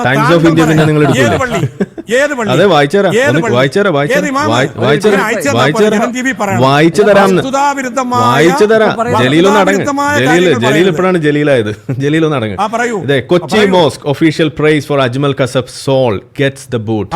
okay, Kochi, the managing committee of Jamaat Mosque here has initiated disciplinary action against its khatib for allegedly praying for salvation of the soul of Ajmal Kasab 2 days after the terrorist was hanged in Pune's Yerwada Central Jail. ഇനി ആളുടെ പേര് Khatib Abdul Rauf. ഖത്തീബിന്റെ പേരാണ് കേട്ടോ. ഖത്തീബിന്റെ പേരെന്താണ്? Abdul Rauf. However, prefer to resign from the post than wait for an action against him following strong protests from the Juma that had assembled at the Judgemukku mosque Thrikkakara. അതായത് കാക്കനാട്, എറണാകുളം ജില്ലയിൽ തൃക്കാക്കര എന്ന് പറയുന്ന ആ മണ്ഡലത്തിലുള്ള പത്രത്തിലുള്ളതാ വായിക്കുന്നത്. നിങ്ങൾ തെളിവ് ചോദിക്കുമ്പോ തെളിവ് തരുമ്പോ അത് വിഴുങ്ങണം. തെളിവ് ചോദിക്കുമ്പോ തെളിവ് തരുമ്പോ അത് അണ്ണാക്കിലേക്ക് കിട്ടുമ്പോ അത് വിഴുങ്ങാൻ പഠിക്കണം. അതല്ലാതെ അവിടെ കിടന്ന് മെഴുകല്ല വേണ്ടത്. ഖത്തീബിന്റെ പേര് വരെ ഞാൻ പറഞ്ഞു, അബ്ദുൾ റൌഫ് എന്നാണ് ആളുടെ പേര് പറഞ്ഞത്. ഓക്കെ, ഇനി കടന്നുരുള്. ടൈംസ് ഓഫ് ഇന്ത്യക്കെതിരെ നിയമം എന്തുകൊണ്ട് പോയില്ല ആരിഫ് ഹുസൈൻ? ഞാൻ എന്തിനാ പോണത്? ഫേക്ക് ആയിട്ട് എന്തെങ്കിലും എഴുതിക്കൊണ്ട് വന്നിരിക്കുക. ഞാനൊരു ഇന്ത്യക്കാരനാണ്. ഞാൻ പിറന്ന ഈ മണ്ണിൽ ഇന്ത്യക്കെതിരായിട്ട് യുദ്ധം ചെയ്യാൻ ആരിഫ് ഹുസൈൻ അല്ല, ഒരു അജ്മൽ കസബ് എന്ന് പറയുന്ന ഭീകരന് വേണ്ടി. എന്നാ നമുക്ക് ഇന്ത്യൻ എക്സ്പ്രസിലെ വാർത്ത വായിക്കാം. ടൈംസ് ഓഫ് ഇന്ത്യ പോട്ടെ, ടൈംസ് ഓഫ് ഇന്ത്യക്ക് പകരം നമുക്ക് ഇന്ത്യൻ എക്സ്പ്രസ് എടുക്കാം. ഞാനിതിന് കേസിന് പോണത് അടങ്ങിയിരിക്കോ? ഇത് വങ്കത്തരമാണ് പറയുന്നത്. ഈ ഖത്തീബിനെ അറസ്റ്റ് ചെയ്തേ. താങ്കൾ പറഞ്ഞത് ഖത്തീബിനെ അറസ്റ്റ് ചെയ്യല്ലേ വേണ്ടത്, അല്ലാതെ പത്രത്തിന് എന്തിനാ അറസ്റ്റ് ചെയ്യുന്നത്? കഴിഞ്ഞ ചർച്ചയിൽ ഖത്തീബിനെ എന്തിനാണ് അറസ്റ്റ് ചെയ്യുന്നത്? സമയം പറയും. ഖത്തീബിനല്ല അറസ്റ്റ് ചെയ്യേണ്ടത്, പത്രത്തിനാണ് അറസ്റ്റ് ചെയ്യേണ്ടത്. നിങ്ങൾ എന്തൊട്ട് മണ്ടത്തരെ പറയണേ? ജലീൽ എന്ത് മണ്ടത്തരെ പറയണത്? ജലീല് ഒരുമാതിരി മദ്രസ പൊട്ടന്മാരെ പോലെ പെരുമാറില്ല. ജലീൽ മദ്രസ പൊട്ടന്മാരെ പോലെ പെരുമാറില്ലേ? ഓക്കെ, ഇതേ പോലീസ് അറസ്റ്റ് ചെയ്തു. ഖത്തീബിന്റെ പേര് ചോദിച്ചു. ഖത്തീബിന്റെ പേര് ഞാൻ പറഞ്ഞു തന്നു. അടുത്ത വാർത്ത. അല്ലല്ല, എനിക്ക് അഭിപ്രായ വ്യത്യാസമുണ്ട്, ആശയപരം. പക്ഷെ അവർ അതീവ മാന്യന്മാരാണ്. അവരെ പറ്റിക്കാൻ പറ്റില്ല. ബൗദ്ധിക മേഖലയിൽ നമ്മുടെ രാജ്യത്ത് ഉയർന്നു ചിന്തിക്കുന്ന ആളുകളുടെ ഒരു കൂട്ടമാണ് RSS. അപ്പൊ താങ്കൾ ഇങ്ങനെ വരുന്ന ഓരോ പൊട്ടത്തരം കാട്ടിട്ടാമെന്ന് പറഞ്ഞാൽ കഴിഞ്ഞ ചർച്ചയിൽ പറഞ്ഞത് കുന്നമംഗലം മണ്ഡലത്തിലെ എത്ര നിരുത്തരവ അനിൽ വളയിൽ സാറേ, അത് ഒസാമ ബിൻ ലാദന്റെ കാര്യം പറഞ്ഞു. നിങ്ങൾ ആള് മാറിപ്പോയി. താങ്കളോട് ഞാൻ സഹകരിക്കാം, സാറിനോട് BJPയോട് ഞാൻ സഹകരിക്കാം. മധ്യപ്രദേശിൽ കിടക്കുന്ന ആ പെൺകുട്ടിക്ക് വേണ്ടി പോകുമ്പോൾ ചാത്തമംഗലം മുസ്ലിം ജമാഅത്തിലും ഈ കൊല്ലപ്പെട്ട രാജ്യത്തിനെതിരെ യുദ്ധം ചെയ്ത ഒരു ഭീകരന് വേണ്ടി മയ്യത്ത് നിസ്കരിച്ചതിനെതിരായിട്ട് താങ്കൾ പരാതി പറയുന്നില്ല. അതായത് ചാത്തമംഗലം ജുമാ മസ്ജിദിൽ നടന്നത് ഒസാമ ബിൻ ലാദന് വേണ്ടിയിട്ട്, തൃക്കാക്കര ജുമാ മസ്ജിദിൽ നടന്നത് അജ്മൽ കസബിന് വേണ്ടിയിട്ട്. രണ്ടും രണ്ടാണ്. ഒരു ക്ലാരിഫൈ ഇല്ല. ഇത് പൊട്ടത്തരമാണ്. അത് ഒസാമ ബിൻ ലാദനാണ്. ചാത്തമംഗലം ജുമാ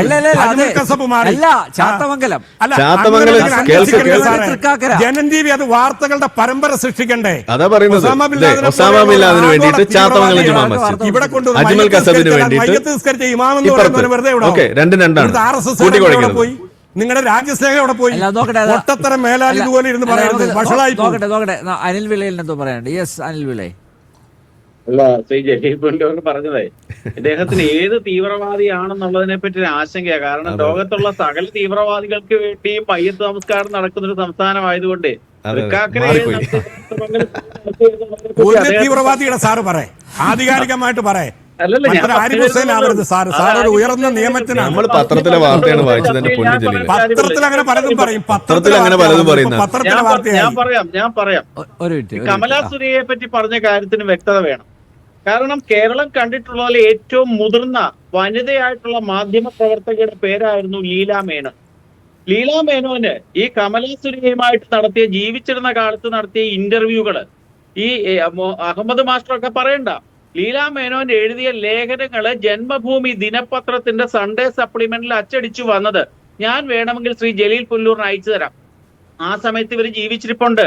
വളരെ കൃത്യമായിട്ടും ഭംഗിയായിട്ടും ഒരു വനിതയെ, ഇത്രയും പ്രായമുള്ള ഒരു പ്രണയിനിയായിട്ടുള്ള ഒരു സ്ത്രീയെ, ഒരു കഥാകൃത്തിനെ ഏതൊക്കെ തന്ത്രം ഉപയോഗിച്ചുകൊണ്ടാണ് കേരളത്തിലെ പ്രമുഖനായിട്ടുള്ള ഒരു രാഷ്ട്രീയ നേതാവ് വലയിലാക്കിയത് എന്നുള്ളത് വളരെ കൃത്യമായി രേഖപ്പെടുത്തിയിട്ടുണ്ട്. താങ്കൾ പറയുന്നൊന്നുമല്ല.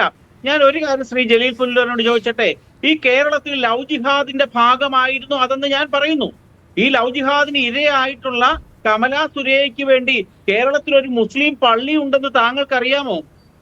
ലോക ചരിത്രത്തിൽ എങ്ങുമില്ലാത്തൊരു സംഭവമാണ്. കമലാ സുരയ്യയ്ക്ക് വേണ്ടി ഒരു മുസ്ലിം പള്ളി കേരളത്തിലുണ്ട്. താങ്കൾ കൊല്ലം റെയിൽവേ സ്റ്റേഷനിൽ നിന്ന് ഒരു 50 മീറ്റർ തെക്കോട്ട് നടക്കുമ്പോൾ പടിഞ്ഞാറേ സൈഡിൽ കാണാം കമലാ സുരയ്യ മസ്ജിദ് എന്നാണ് അതിന്റെ പേര്. വളരെ കൃത്യമാണത്. എന്തുകൊണ്ടാണ് ഈ ലോകത്ത് ഇന്നേ തീയതി വരെ എനിക്കറിയില്ല, ഇസ്ലാം വിശ്വാസം അനുസരിച്ച് ഈ സ്ത്രീകൾക്ക് വേണ്ടി പള്ളികൾ ഉണ്ടോ എന്നുള്ളതിനെ പറ്റി അത്ര മത പാണ്ഡിത്യമൊന്നും എനിക്കില്ലാത്തതുകൊണ്ട് ഞാൻ പറയുന്നില്ല. പക്ഷേ ഈ നിത്യസ്മാരകമായി, ലവ് ജിഹാദിന്റെ നിത്യസ്മാരകമായി കൊല്ലം നഗരത്തില് ഒരു മുസ്ലിം പള്ളി പ്രവർത്തിക്കുന്നുണ്ട് ശ്രീ ജലീൽ പുല്ലൂരെ. അത് താങ്കൾക്ക് അറിയായിരിക്കും, അല്ലെ അറിയാത്ത നടിക്കുകയായിരിക്കും. അതുകൊണ്ട് ലവ് ജിഹാദ് ഇല്ല എന്നൊന്നും പറയില്ല. അതുപോലെ രണ്ടാമത്തെ കാര്യം, ഈ വിശ്വ ഹിന്ദു പരിഷത്ത് ഉൾപ്പെടെയുള്ള ആൾക്കാര് കുറെ കാലഘട്ടത്തിനെ പിറകിലോട്ട് നയിക്കുകയാണെന്നാ പറഞ്ഞേ. ഏതോ പ്രാകൃത ഗോത്ര കാലത്ത് എഴുതിയിട്ടുള്ള ഒരു ഗ്രന്ഥത്തിന്റെ അടിസ്ഥാനത്തിലാണ് താങ്കൾ ഇതൊക്കെ പറയുന്നത്. ഞങ്ങൾക്കും ഈ ആരിഫ് ഹുസൈൻ ഉൾപ്പെടെയുള്ള എല്ലാവർക്കും അറിയാം. ആരിഫ് ഹുസൈൻ അവതരിപ്പിക്കുന്ന കോയാട്ടാളിങ്ങനെ 10 തവണ താങ്കൾ കേൾക്കുമ്പോൾ താങ്കളുടെ ചോദ്യങ്ങൾക്കൊക്കെ മിക്കവാറും ഒക്കെ ഉത്തരങ്ങൾ കിട്ടും. എനിക്ക് ഈ അറബി നിയമത്തിനെ പറ്റിയോ ഖുറാനെ പറ്റിയോ ഒന്നും വലിയ ധാരണയില്ല, ബാഹ്യമായ അറിവ് മാത്രമേ ഉള്ളൂ. അതുകൊണ്ട് ഞാൻ ആ വിഷയത്തിലേക്ക് പോകുന്നില്ല. നമ്മുടെ വിഷയം അതൊന്നുമല്ല. ആരിഫ് ഹുസൈൻ പറഞ്ഞൊരു കാര്യമുണ്ട്, ഈ പിതാവ് പോലീസ് സ്റ്റേഷനിൽ വന്നിരുന്നപ്പോൾ എന്തുകൊണ്ട് നിയമപരമായ സഹായം ചെയ്തു കൊടുത്തിട്ടില്ല എന്ന് ചോദ്യം വന്നു. ആരറിയുന്നു ഈ സംഭവം? വിവാഹം കഴിഞ്ഞതിന് ശേഷം TV ഉൾപ്പെടെയുള്ള മാധ്യമങ്ങളിൽ വിവാഹത്തിനെ പറ്റിയുള്ള വാർത്ത വന്നപ്പോൾ മാത്രമാണ് ഞങ്ങളൊക്കെ ഇത് അറിയുന്നത്. ആ പിതാവിനെ ബന്ധപ്പെടാൻ യാതൊരു മാർഗവുമില്ല, അദ്ദേഹത്തിനെ കോൺടാക്ട് ചെയ്യാൻ പറ്റില്ല. അദ്ദേഹം പൈസ ഇല്ലാതെ ഈ സംസ്ഥാനത്ത് അലഞ്ഞുവെന്നും അദ്ദേഹത്തിന്റെ ഒരു ബന്ധു ഗൂഗിൾ പേ വഴി പൈസ അയച്ചു കൊടുത്തതിന് ശേഷമാണ് പോയതെന്നുമാണ് ഞങ്ങൾ അറിഞ്ഞത്. കാരണം അദ്ദേഹത്തിന് ഈ വിശ്വ ഹിന്ദു പരിഷത്ത് ഉൾപ്പെടെയുള്ള സംഘടനകളുമായിട്ടൊന്നും യാതൊരു വിധമായ ബന്ധവുമുള്ള ഒരു കുടുംബമൊന്നുമല്ല. ഒരു നാടോടി ഗോത്രവർഗ കുടുംബത്തിന്റെ ഭാഗമാണ്. പക്ഷെ ഈ കേസിനകത്ത് കൃത്യമായ പ്ലാനിങ് നടന്നിട്ടുണ്ട് എന്നുള്ളതാണ് നമുക്ക് മനസ്സിലാക്കാൻ സാധിക്കുന്നത്. ഇതിന്റെ സാമ്പത്തിക സ്രോതസ്സുകൾ എന്തൊക്കെയാണ്? ഈ പയ്യനുമായിട്ട്, ഈ മുഹമ്മദ് ഫർഹാനുമായി ബന്ധപ്പെട്ടിട്ടുള്ള കേരളത്തിലെ പ്രമുഖരാരൊക്കെയാണ്? ഈ പെൺകുട്ടിയെ എവിടൊക്കെ കൊണ്ടുപോയിട്ടുണ്ട്? ഇതിനുവേണ്ടി ഫണ്ട് പിരിക്കുന്നുണ്ടോ? കള്ളപ്പണങ്ങൾ ഉണ്ടോ, ഈ കാര്യങ്ങളെ പറ്റിയൊക്കെ വ്യക്തമായ അന്വേഷണം NIA പോലുള്ള ഏജൻസികൾ അന്വേഷിക്കുക തന്നെ വേണം. ഇതിൽ ഞങ്ങളാരും ഇതൊരു പ്രേമവിവാഹമായിരുന്നുവെങ്കിൽ, ഈ കുട്ടിക്ക് 18 വയസ്സിന് മുകളിലുണ്ടായിരുന്നെങ്കിൽ ഞങ്ങളൊന്നും ഒരു വിവാദത്തിനും പുറപ്പെടുത്തില്ല. കാരണം ഈ കുട്ടി തന്നെ ഈ വിവാഹത്തിന് കുറച്ച് ആഴ്ചകൾക്ക് മുമ്പ് ചിത്രീകരിച്ചിട്ടിരുന്ന റീൽസിനകത്ത് അതിന്റെ 15-ാം 16-ാം ഈ പിറന്നാൾ ആഘോഷം എന്ന രീതിയിൽ ചിത്രീകരിച്ചതിന്റെ സംശയത്തിന്റെ അടിസ്ഥാനത്തിലാണ് ഇത് പുറത്തു വന്ന കഥ. നമ്മൾ മനസ്സിലാക്കേണ്ടത്, മണ്ഡലേശ്വറിലെ പ്രാഥമിക ആരോഗ്യ കേന്ദ്രത്തിൽ ഇതിന്റെ ജനനവുമായി ബന്ധപ്പെട്ട ആധികാരികമായ രേഖയുണ്ട്. ഈ കുട്ടിയുടെ മാത്രമല്ല, ഈ കുട്ടിക്ക് മുമ്പ് പ്രസവം നടന്നിട്ടുള്ള ആരുടെയാണ്, അതിനുശേഷം ആരുടെയാണെന്ന് ഒരു ക്രൊണോളജിക്കൽ ഓർഡറിൽ ഒരു സീരിയൽ നമ്പറായിട്ട് ആശുപത്രി രേഖയുണ്ട്. അതാണ് പ്രധാനപ്പെട്ട രേഖ. ആധാർ രേഖയല്ല, പാൻ കാർഡ് രേഖയല്ല, ഒന്നുമേ രേഖയല്ലാതെ കൃത്യമായ റൂളിംഗുകൾ സുപ്രീം കോടതിയുടെ ഹൈക്കോടതിയുടെ ഭാഗത്തു നിന്നുള്ളപ്പോൾ ഈ ആശുപത്രിയിലെ പ്രസവ സമയത്ത് ഡോക്ടർമാരും നേഴ്സുമാരുടെ ചേർന്ന് തയ്യാറാക്കിയ രേഖയുണ്ട്. ആ കുട്ടി ജനിക്കുമ്പോൾ ഗർഭത്തിന് എത്ര മാസത്തെ പ്രായമുണ്ടായിരുന്നു, ആദ്യ പ്രസവമാണോ, ആ പ്രസവിച്ച സമയത്ത് കുട്ടി ആണാണോ പെണ്ണാണോ, എത്ര കിലോ തൂക്കമുണ്ടായിരുന്നു, വിവാഹ സമയത്ത് ഈ ഭർത്താവിന്റെ പ്രായം എത്രയാണ്, ഭാര്യയുടെ പ്രായം എത്രയാണ്, ആദ്യ പ്രസവമാണോ തുടങ്ങിയ സർവ്വ രേഖകളും ഉൾക്കൊള്ളുന്ന രജിസ്റ്ററാണ് ഈ കോടതികൾ മുമ്പാകെ ഹാജരാക്കിയിരിക്കുന്നത്. ഈ കേസ് നടക്കുന്ന കോടതി ഏതാണെന്ന് നോക്കൂ, പോക്സോ കോടതിയാണ്. എന്താണ് കാരണം? ഈ ബെയിൽ ആപ്ലിക്കേഷന് എന്തുകൊണ്ടാണ് ഫർഹാൻ ഖാൻ പോക്സോ കോടതി ഫയൽ ചെയ്തത്? അയാൾക്ക് മനസ്സിലാക്കി, അയാൾക്കറിയാം ഈ പെൺകുട്ടി മൈനർ ആയതുകൊണ്ടാണ് പോക്സോ കോടതി പോയത്. അല്ലെങ്കിൽ പോക്സോ അല്ലാത്ത വേറെ ജില്ലാ കോടതിയിലാണ് ബെയിൽ ആപ്ലിക്കേഷൻ ഫയൽ ചെയ്യേണ്ടത്. പോക്സോ വകുപ്പ് എന്തുകൊണ്ട് ഇട്ടിട്ടില്ല എന്നൊരു ചോദ്യം പലരും ചോദിക്കാറുണ്ട്. പോക്സോയുടെ പ്രധാനപ്പെട്ട ഇൻഗ്രീഡിയന്റ് എന്താണ്? ഈ മൈനറെ സെക്ഷലി അബ്യൂസ് ചെയ്യുകയോ അല്ലെങ്കിൽ സെക്ഷലി ഉപയോഗിക്കുകയോ ചെയ്തിട്ടുണ്ടെങ്കിൽ മാത്രമാണ് പോക്സോ നിൽക്കുന്നത്. അത് ആരാണ് പറയേണ്ടത്? ഈ പെൺകുട്ടിയെ കസ്റ്റഡിയിൽ എടുത്ത് ചോദ്യം ചെയ്യുമ്പോൾ ആ കുട്ടിയാണ് പറയേണ്ടത് എന്നെ സെക്ഷൽ ആയിട്ടൊരു ബന്ധം ഉണ്ടായിട്ടുണ്ടെന്ന് പറയേണ്ട ബാധ്യത ആ പെൺകുട്ടിക്കാണ്. ആ പെൺകുട്ടിയെ ചോദ്യം ചെയ്യാൻ കേരള പോലീസ് വിട്ടുകൊടുത്തോ? പിണറായി സർക്കാർ വിട്ടുകൊടുത്തോ? ഗോവിന്ദൻ മാസ്റ്ററുടെ പാർട്ടി വിട്ടുകൊടുത്തോ? ഈ പയ്യൻ കേരളത്തിലെ മാധ്യമങ്ങളുടെ എല്ലാം മുമ്പാകെ കരഞ്ഞുകൊണ്ട് പറയുന്നുണ്ടല്ലോ, ഞാൻ മധ്യപ്രദേശിലോട്ട് ചെന്നാൽ എന്നെ വെടിവെച്ചു കൊല്ലും, എൻകൗണ്ടറിൽ കൂടി എന്നെ കൊല്ലും തുടങ്ങിയതൊക്കെ പറയുന്ന ഈ പയ്യൻ ഇവിടെ പൊതുസമൂഹത്തിലുണ്ട്. പക്ഷെ കേരള പോലീസിന്റെ ഭാഗത്തുനിന്നും കൃത്യമായ സഹകരണം ഇല്ലാത്തതുകൊണ്ടാണ് പല പ്രാവശ്യവും മധ്യപ്രദേശ് പോലീസ് ഇവിടെ വന്ന് അന്വേഷണം നടത്തിയിട്ടും ഈ പയ്യനെ കാണാൻ സാധിച്ചിട്ടില്ല എന്നുള്ളതാണ് ഈ ആന്റിസിപ്പേറ്ററി ബെയിൽ തള്ളിക്കൊണ്ടുള്ള ഉത്തരവിലെ പ്രധാനപ്പെട്ട ഒരു കാര്യം. എന്ന് പറഞ്ഞാൽ അന്വേഷണത്തിന് സഹകരിക്കുന്നില്ല. അതെന്താണ് കാരണം? കൃത്യമായ തെളിവുകൾ തന്റെ കയ്യിലുള്ളതാണ് എന്ന് ആ പയ്യന് 100% ആത്മാർത്ഥമായ ബോധമുണ്ട് എങ്കിൽ ആ പയ്യൻ അന്വേഷണത്തിന് സഹകരിച്ച് അത് ഹാജരാക്കിക്കൊണ്ടാണ് മുമ്പോട്ട് പോകേണ്ടത്. ശ്രീ ജലീൽ പുനലൂർ പറഞ്ഞ ഒരു കാര്യത്തിനോട് മറുപടിയുണ്ട്. ഈ ലവ് ജിഹാദ് എന്ന് പറഞ്ഞൊരു യാഥാർത്ഥ്യം തന്നെയാണ്, ഇല്ലെന്ന് പറയാനേ ഒക്കില്ല. കേരള സ്റ്റോറി യാഥാർത്ഥ്യമാണ്. ആ കേരള സ്റ്റോറി യാഥാർത്ഥ്യമല്ല. യഥാർത്ഥ കേരള സ്റ്റോറി ഇതാണ് എന്നുള്ള ഒരു PR വർക്ക് ഉണ്ടാക്കാൻ വേണ്ടിയാണ് ഈ നെയ്യാറ്റിൻകരയിലെ നൈനാ ക്ഷേത്രത്തിൽ വെച്ച് ഈ ഗോവിന്ദൻ മാസ്റ്ററും റഹീമും ഈ ശിവൻകുട്ടിയും ഉൾപ്പെടെയുള്ള ആൾക്കാർ ഈ പെൺകുട്ടിയുടെ വിവാഹത്തിന് പങ്കാളികളായത്. ഇപ്പോൾ അവരെവിടെ പോയി? വിവാഹം നടത്താൻ ആത്മാർത്ഥത കാണിച്ച ആൾക്കാര് എന്തേ ഈ പെൺകുട്ടിയെ സംരക്ഷിക്കുന്ന കാര്യത്തില് ഗർഭിണിയെന്ന് സ്വന്തം ഭർത്താവ് പോലും പറഞ്ഞിട്ട് അതിന് വേണ്ടിയിട്ടുള്ള മെഡിക്കൽ പരിചരണങ്ങൾ കൊടുക്കാത്തെ? എന്തേ ആ പെൺകുട്ടിയെ ഒളിവിൽ താമസിക്കാനിടയായി? എന്തേ AKG സെന്ററിൽ ഒരു മുറി കൊണ്ടുപോയി, അവിടെ ഫ്ലാറ്റ് ഉണ്ടല്ലോ CPM-ന്, അവിടെ എന്തേ താമസിപ്പിക്കാത്തത്? ഈ ചോദ്യങ്ങൾ കൂടി ഉത്തരം പറയണം പൊതുസമൂഹത്തിനോട്. അതുകൊണ്ട് ഇതിന്റെ പിറകിൽ ഉണ്ടായിട്ടുള്ള അന്തർധാരകളാണ് ഞങ്ങൾക്ക് അറിയേണ്ടത്. ഈ കല്യാണമല്ല, ഈ പെൺകുട്ടിക്ക് എതിരല്ല, ആ പെൺകുട്ടികളുടെ മാനസികമായ പിന്തുണയാണ്. അത് ട്രാപ്പിലാക്കപ്പെടുകയായിരുന്നു. ആ പെൺകുട്ടിയെ ചതിച്ചുകൊണ്ടാണ് വിവാഹം നടത്തിയത്. അക്ഷരാഭ്യാസം ഇല്ലാത്തൊരു കുട്ടിയാണ്. പക്ഷേ നൈനാ ക്ഷേത്രത്തിൽ ഉൾപ്പെടെ ഇംഗ്ലീഷിൽ ഈ കുട്ടി എഴുതി അപേക്ഷ കൊടുത്തിരിക്കുന്നത് കാണാൻ ഈ പട്ടികവർഗ കമ്മീഷൻ എടുത്തിട്ടുണ്ട്. ഇംഗ്ലീഷും ഹിന്ദിയും ചൊവ്വന് അറിയത്തേയില്ല. ഇത് അവിടുത്തെ ഗ്രാമീണമായിട്ടുള്ള ഭാഷയാണ് സംസാരിക്കുന്നത് പോലും. ആ കുട്ടി ഇംഗ്ലീഷിൽ അപേക്ഷ എഴുതി ഈ നൈനാ ക്ഷേത്രത്തിന്റെ പ്രസിഡന്റിന് കൊടുത്തിട്ടുണ്ട്. ട്രൂ കോപ്പി എന്ന് പറഞ്ഞ ആ കുട്ടി തന്നെ സർട്ടിഫിക്കറ്റുകൾ അറ്റസ്റ്റ് ചെയ്ത് കൊടുത്തിട്ടുണ്ട്. എവിടെ? ഇംഗ്ലീഷിലെ ഒരു സെന്റൻസ് ഈ കുട്ടിയെ കൊണ്ട് താങ്കൾക്ക് എഴുതിക്കാൻ സാധിക്കുമെങ്കിൽ ഞാൻ ഇതുവരെ പ്രവർത്തിച്ചിട്ടുള്ള എല്ലാ കാര്യങ്ങളും പിൻവലിക്കാം. കാരണം അതിന് അക്ഷരാഭ്യാസം ഇല്ല, അതിനറിയത്തില്ല. ഒരു സാധുവായ പെൺകുട്ടിയെ ചതിപ്രയോഗത്തിൽ കൂടി പ്രലോഭനത്തിൽ കൂടി ഇതിനെ വഞ്ചിച്ചതാണ്. അതുകൊണ്ട് ഞങ്ങൾ ആരും ആ പെൺകുട്ടിക്ക് എതിരെയല്ല. പക്ഷെ ഇതിന്റെ പിന്നിൽ എന്താണ് നടന്നതെന്ന് അറിയണമെന്നുള്ള പൊതുസമൂഹത്തിന്റെ ആഗ്രഹം കേരളത്തിൽ കൊണ്ടുവന്ന് നടത്തിയതിന്റെ കാരണം ഇതിനു വേണ്ടി ആരൊക്കെയാണ് സഹായിക്കേണ്ടതെന്ന് അറിയണം. കേരള പോലീസ് എന്തുകൊണ്ട് ഇത്രയും നാൾ സംരക്ഷിച്ചതെന്ന് അറിയണം. ഇനിയും VD സതീശൻ സർക്കാരിന്റെ നിലപാട് ഈ വിഷയത്തിൽ എന്താണെന്നും അറിയണം. വളരെ വ്യക്തമാണ്. ഇടവേള. അവസാനം ജലീൽ പ്രതീക്ഷ തെറ്റിച്ചില്ല. അയ്യോ. ആരിഫ് ഹുസൈൻ, എന്തായിരിക്കും ഇതിൻ്റെ ഒരു കൾമിനേഷൻ എന്തായിരിക്കും, അവസാനം എന്തായിരിക്കും? ഇനിയിപ്പോൾ DYFIക്കാരും CPM ഒക്കെ വിട്ടുകൊടുക്കുമോ, നമ്മുടെ ഈ ഫർമാനെ വിട്ടുകൊടുക്കുമോ, അതോ മുദ്രാവാക്യം മുഴക്കി വിരോചിതമായിട്ടുള്ളൊരു യാത്രയയപ്പ് നൽകുമോ? അല്ല, ഇതിൽ പര്യവസാനം ഇത്രയേ ഉള്ളൂ.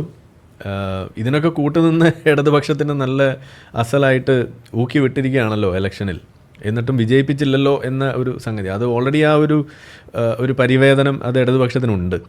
അപ്പോൾ അതുകൊണ്ട് തന്നെ സ്വാഭാവികമായിട്ടും അവരെ തിരിച്ച് കളിയാക്കാനാണ് പോകുന്നത്, അത് വേറെ വിഷയം. പക്ഷേ ഇതിലെ പ്രശ്നം അതൊന്നുമല്ല. നമ്മൾ പ്രതീക്ഷിക്കുന്നത് ഇതിലെ തെളിവുകളുടെ അടിസ്ഥാനത്തിൽ ഇത് എസ്റ്റാബ്ലിഷ് ചെയ്യുക എന്നുള്ളതാണ്. ഇതിൽ എന്താണ് ഇതിൻ്റെ ഏജുമായി റിലേറ്റ് ചെയ്തിട്ടുള്ള ഈ പോക്സോ നിലനിൽക്കോ ഇല്ലയോ, ഇതാണ് ഇതിൽ പ്രധാനപ്പെട്ട വിഷയം. അത് വരിക, അതിനെക്കുറിച്ചുള്ള കൃത്യമായ തെളിവുകൾ പുറത്തേക്ക് വരിക എന്നുള്ളതാണ് ഇതിൻ്റെ കാര്യം. വന്നില്ല എന്നുണ്ടെങ്കിൽ പ്രശ്നങ്ങൾ വളരെ വലുതാണ്. കാരണം ഇത് പല രീതിയിൽ ഇതിനെ വളച്ചൊടിച്ച് കൊണ്ടുപോകും. ഇപ്പോൾ ഈ ഹാദിയയുടെയൊക്കെ വിഷയം പറയുമ്പോൾ പോലും അതിലൊക്കെ ഇപ്പോഴും പലതരത്തിൽ അതിനകത്ത് ഈ വെള്ളം ചേർക്കലുകളാണ്. ഇപ്പോൾ ഇവിടെ ജലീൽ പോലും പറയുമ്പോൾ നമ്മളിവിടെ കാണുകയാണ്. ഈ കല്യാണം ഹാദിയയുടെ വിഷയത്തിലേക്ക് കടന്നു വരുന്നതിൻ്റെ കോണ്ടെക്സ്റ്റ് എന്താണ്? കസ്റ്റഡി വേണമെന്ന് പറഞ്ഞുകൊണ്ട് അച്ഛൻ പുറത്തേക്ക് വരുമ്പോൾ മാത്രമാണ് കല്യാണം കഴിപ്പിക്കാൻ വേണ്ടിയിട്ട് ഇവർ ശ്രമിക്കുന്നത്. അതുവരേക്കും അങ്ങനെ ഒരു കല്യാണത്തിൻ്റെ ചിന്ത അവിടെ വരുന്നില്ല. അവിടെ ആ വിശ്വാസത്തിൻ്റെ അടിസ്ഥാനത്തിൽ തന്നെയാണ് ഒരു നീക്കം അവിടെ നടക്കുന്നത്. അത് ജലീൽ പറഞ്ഞ കറക്റ്റ്. പക്ഷേ കല്യാണം നടക്കുന്നത് കസ്റ്റഡിയുടെ ആവശ്യം വന്നപ്പോഴാണ്. അതിലേക്ക് വരുന്നതിൻ്റെ കാരണം, കസ്റ്റഡി ചോദിക്കാനുണ്ടായ കാരണം എന്താണ്? ഈ ഹാദിയ ആട് മേയ്ക്കുന്നതിനെക്കുറിച്ച് അച്ഛനോട് സംസാരിച്ചു. അങ്ങനെ അതിനെക്കുറിച്ചുള്ള സംസാരം വന്നപ്പോഴാണ് ഇത് എന്തോ കുഴപ്പമുണ്ട് എന്ന് അച്ഛൻ്റെ മറ്റൊരു ബന്ധു പറഞ്ഞു കൊടുത്തപ്പോൾ ഇത് കസ്റ്റഡി ആവശ്യപ്പെട്ടുകൊണ്ട് ഇതിൽ പന്തികേട് മണത്ത് മുന്നോട്ട് പോയത്. ഇതൊക്കെ അവിടെ കണ്ട് വീഴും. ബാക്കിയുള്ളത് മാത്രം പറയും. കല്യാണത്തിലേക്ക് പിന്നെ കൊണ്ടുവന്ന് കെട്ടും. അപ്പോൾ ഈ സാധനം എന്തായി? ഇത് ലവും ജിഹാദും മാത്രമായിട്ട് മാറും. അങ്ങനെ ലവ് ജിഹാദ്, സത്യത്തിൽ അത് ലവ് ജിഹാദ് അല്ല എന്ന് നമ്മൾ പറയണമെന്ന് ഞാൻ എപ്പോഴും പറയുന്നതിൻ്റെ കാര്യം ഇതാണ്. അത് കൃത്യമായിട്ട് ഇസ്ലാമിക കൺവേർഷനും അതുപോലെ തന്നെ ജിഹാദി പ്രവർത്തനവുമായി കണക്ട് ചെയ്തുള്ള സാധനമാണ്. അത് കൺവേർഷൻ ജിഹാദ് തന്നെയാണ് അവിടെ നടക്കുന്നത്. അതാണ്. അപ്പോൾ ഞാൻ പറയുന്നത്, ഈ വിഷയത്തിൽ പോലും കൃത്യമായ തെളിവുകളുടെ അടിസ്ഥാനത്തിൽ ഇത് എസ്റ്റാബ്ലിഷ് ചെയ്യാൻ പറ്റിയില്ല, ഇത് ക്ലിയർ ചെയ്യാൻ പറ്റിയില്ല എന്നുണ്ടെങ്കിൽ പല തരത്തിലുള്ള കൺസ്പിരസി തിയറികൾ ഇതിനകത്ത് കുത്തിത്തിരികൊണ്ട് ഈ വിഷയത്തെ വളച്ചൊടിക്കാനും പല ആളുകൾക്കും ഇത് അവരുടേതായിട്ടുള്ള മുതലെടുപ്പുകൾക്ക് വഴിവെക്കാനുള്ള സംഭവമായിട്ട് മാറും. ഇനി നമുക്കറിയാം, കല്യാണമാകുമ്പോൾ പൊട്ടാം, വിജയിക്കാം, എന്തും ആവാം. ഇതെങ്ങാനും തകരുന്നൊരവസ്ഥ വന്നു കഴിഞ്ഞാൽ പിന്നെ പറയാൻ വേണ്ട, അത് വലിയ ഒരു ചർച്ചാ വിഷയമായിട്ട് മാറുകയും ചെയ്യും. ഇപ്പോൾ ഈവൻ ഹാദിയയുടെ വിഷയത്തിൽ പോലും നമ്മൾ കാണുന്നതാണ്. ഷെഫിൻ ജഹാനുമായിട്ട് അത് തകർന്നു എന്ന് വന്നപ്പോൾ വളരെ വലിയ കഥകളാണ് അതിൻ്റെ പിന്നിൽ വരുന്നത്. അപ്പം ഞാനതൊന്നും വലിയ കാര്യമായിട്ട് എടുക്കാറില്ല. അതിൻ്റെ കാരണം ഞാൻ പറഞ്ഞു, എനിക്കും 2 കല്യാണം നടന്നിട്ടുള്ളതാണ്. അപ്പോൾ അതുകൊണ്ട് അതൊന്നും അല്ല ഇവിടുത്തെ വിഷയം. ഇവിടുത്തെ വിഷയം എന്ന് പറയുന്നത് ഈ പറയുന്ന ഏജ് റിലേറ്റഡ് ആയിട്ടുള്ള പ്രശ്നം, പോക്സോ, അതിൻ്റെ കൃത്യമായ കാര്യങ്ങൾ. ഇവിടെ കള്ള സർട്ടിഫിക്കറ്റ് ഉണ്ടാകുന്ന ഒരു പ്രവണത, അത് പോലീസ് കണ്ടുപിടിക്കാൻ പറ്റാതെ പോയ ഒരു അവസ്ഥ, അല്ലെങ്കിൽ അവരെ കബളിപ്പിക്കുന്ന ഒരവസ്ഥ. പോലീസിനെ നമുക്കിവിടെ കുറ്റം പറയാൻ കഴിയില്ല എന്ന് തന്നെയാണ് ഞാൻ പറയുക. പോലീസ് വളരെ കൃത്യമായിട്ടുള്ള പണി തന്നെയാണ് ചെയ്തത്. ഇൻഡിവിജ്വൽസിൻ്റെ റൈറ്റ്സ് പ്രൊട്ടക്റ്റ് ചെയ്യുക, പ്രൊവൈഡഡ് അവർ ഹാജരാക്കിയ സംഗതികൾ അത് ജെനുവിനാണ് എന്ന് വരുമ്പോൾ അത് തന്നെയാണ് പോലീസിൻ്റെ ബാധ്യത. അതേ അവിടെ ചെയ്തിട്ടുള്ളൂ എന്നേ ഞാൻ പറയുള്ളൂ. പിന്നെ എന്തുകൊണ്ട് ഇപ്പോൾ അനിൽ വിളയിനെ പോലുള്ള ആളുകൾ അറിഞ്ഞില്ല, അല്ലെങ്കിൽ മറ്റ് സംഘടനകൾ അറിഞ്ഞില്ല എന്ന് ചോദിച്ചു കഴിഞ്ഞാൽ അത് മറ്റൊരു കാര്യം കൂടിയാണ് നമുക്ക് തരുന്നത്. പോലീസിൻ്റെ ഇടയിൽ സംഘികളില്ല എന്നും കൂടിയാണ്. അവിടെ ഒരു സംഘി ഉണ്ടായിരുന്നു എന്നുണ്ടെങ്കിൽ അനിൽ അറിഞ്ഞാൽ. ഇവിടെ എന്തുകൊണ്ടാണ് സുഡാപ്പികൾ ആദ്യം അറിയുന്നത്? എന്തുകൊണ്ടാണ് അവരുടെ ഇക്കോസിസ്റ്റം ചാടി വീഴുന്നത്? ഈ പച്ചവെളിച്ചം, അതാണ് അവിടുത്തെ പ്രശ്നം.